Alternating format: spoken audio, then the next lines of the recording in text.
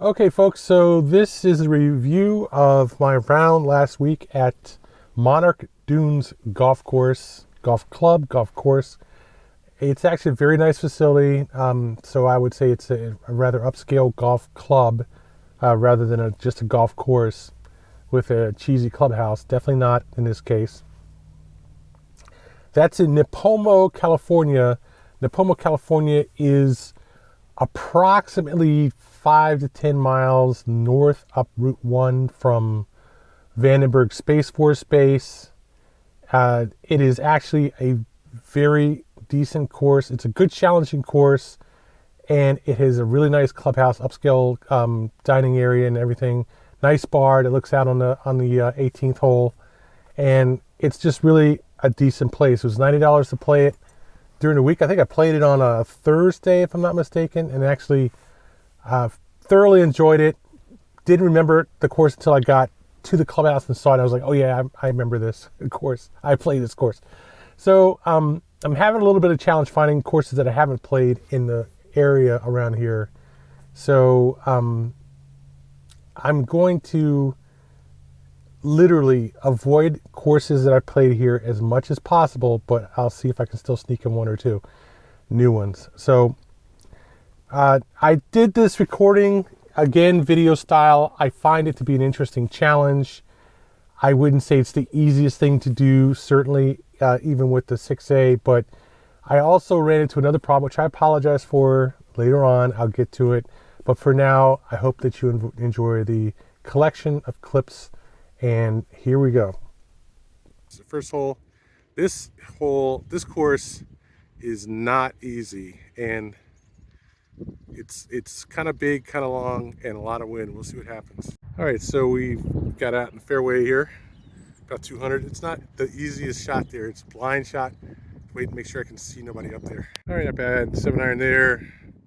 And we're gonna go to that green behind all those sand traps in front of all that waste. In my entire time in my pocket, mud fun. Par 3, 200 from the back tees, and the pin is, it looks like it's in the back. They're just using one consistent color. Why is it so dark? Ooh, nice fat par 3. Look at that, no backspin, or not enough backspin. All right, folks, so this is a kind of an interesting one. You crest the top of the hill there, and it'll go down to a valley. And you have to go back up to the green, I think, here. So this is 567 from the back. Another challenging shot. Just get out there and play. So we have lots of crap straight under that big tree, and a little chute there. We want to be in the left somewhere, and that's gonna be 250 to the green from that line, that area there between the two traps. Time for the money shot. So we're gonna just get up there and stay at that. Well, it's not too bad back there. Anywhere you go. One more look. Right, even one more look. 4. This is a much harder shot than the last one, because you don't really have much room there to play, and you got to go past those trees to get to the green. The big trees right in front there are in the middle of the fairway, tucked in there in the shadows.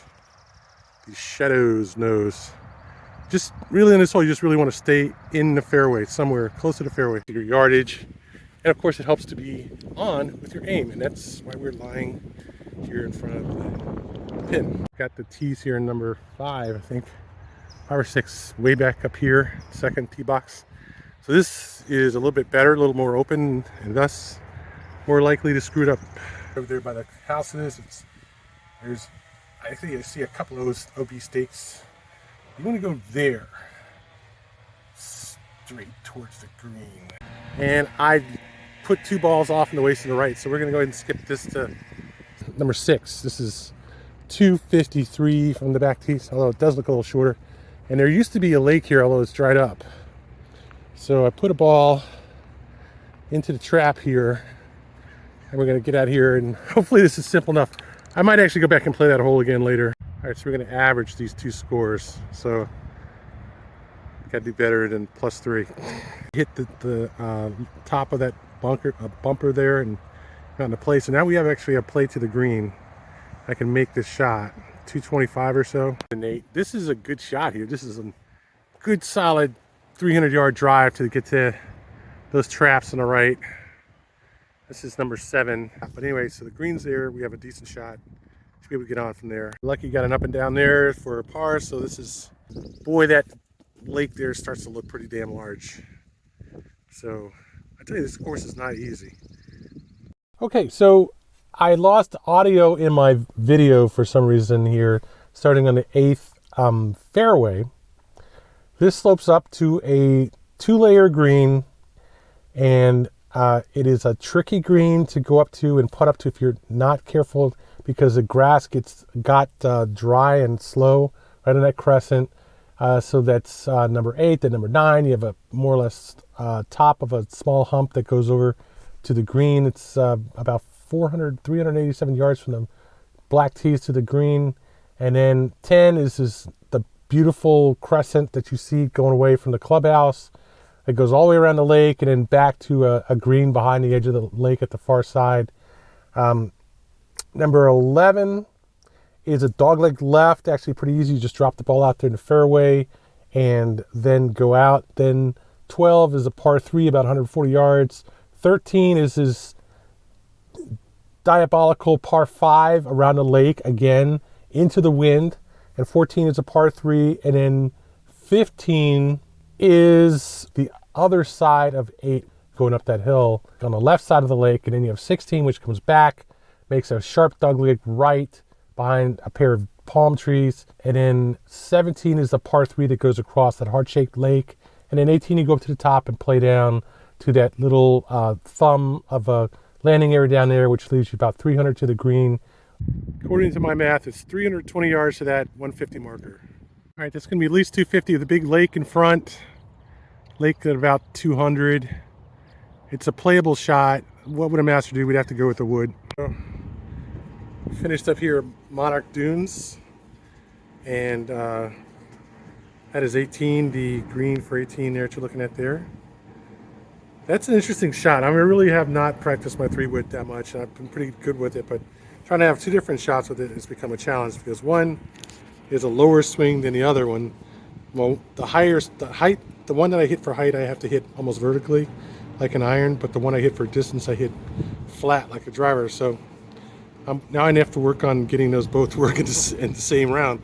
Anyway, so good round. I'm like disappointed that I lost that ball. Hit a really, really good drive, dead straight towards that sand trap, and somehow lost it up there. I don't know how. I guess maybe possibly it fell short into the creek there that crosses. That'd have been very short, like 150 yards. But that was happening on the backside the whole time. The ball was falling short due to the wind. Very short, like at least 30, 40 yards, so who knows. I'm looking way out there, looking at that shot now, that's like 300 yards up. And man, who knows, it might have just barely made the fairway, and I'm looking at the wrong end of the fairway. But a good round, good challenging round. I had really forgotten entirely that I played this course before when I selected it this time, because I've been really working hard not to play the same courses again in Lompoc. And this one slipped right through my screen, and it was a good round. I definitely enjoyed it, and played it in 2.5 hours with all that talking and all that goofing around. Okay, in summary, I would say Monarch Dunes is a very good, challenging golf course. It is decently vertical, certainly, decently tight, even diabolically tight in some places, where it's tight on the left and then it has a lot of waste on the right.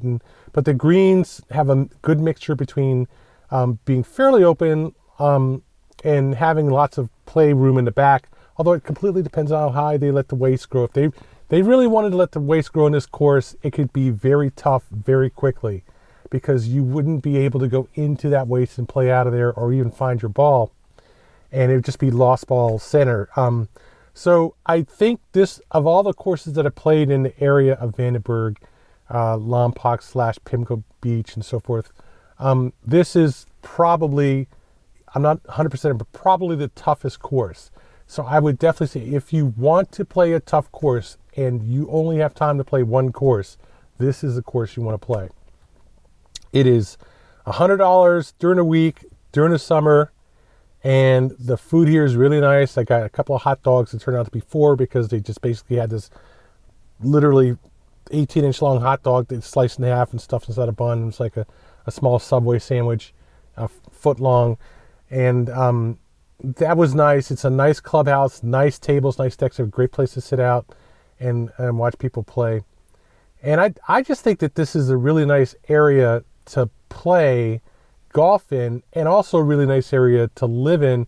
The only question I think that really makes a challenge for this area is, what do you do for a living? I mean, it's, if you work in the government and you work at Vanderburg Space Force Base, that's one thing, but everything else, literally everything else around here is either, doctors, eye doctors, dentists, lawyers, and, down from there, maybe some construction firms. There's a lot of farming in the area. And then when you go east towards Solvang and past that towards Los Alamos, things start to get a little kitschy, with the trendy stores and the trendy restaurants and the trendy white tasting. Solvang especially is a like a center of kitsch, honestly. But all around it's nice, and you go over the mountains down 158 to Santa Barbara, and then there's Santa Barbara, which is like a big load of kitsch, to be honest. It's upscale, but still kitsch. And so I think it's a nice area to live in, but the question is, what's the economy running on? Okay. And I think that you could talk about the military operations going on at Vandenberg, but I don't see the whole region running off that one base. And there's the development behind it, which is really nice and so forth, but still, the really tricky part about the whole West Coast, going up from Los Angeles all the way to Sacramento and so forth, is exactly what's driving the economy in this area. San Francisco, different story. Sunnyvale, different story. San Diego, different story. There's a lot of tech going on there, but as far as the middle-ish part of the West Coast, you really kind of wonder where the money's coming from here. But anyway, so I say it's a nice place to visit. There are several good golf courses that are decent courses and so on in the area to play. There's quite a few, but I can't see it really competing with the, Richmond, DC, Baltimore, New Jersey, Pennsylvania, New York, Connecticut, Boston corridor. And yeah, you can talk about North Carolina and the Triangle and Newport News and all this other stuff down there, the naval bases down there on the Chesapeake. And it's just such a more intense environment to find, a good paying job. And I don't at all dismiss the idea that DC was the only real positive growth area in the country from like 2008 after the housing crisis on to maybe 2020 when Trump left office and Biden started his economic revitalization program, for lack of better terms. I like the West Coast. It's a nice environment to live in, but I just have to ask, they must be making a hell of a lot of money up there in San Francisco to pay for the rest of the state. That's kind of like all I can say, because the rest of the state, I don't see much going on here at all.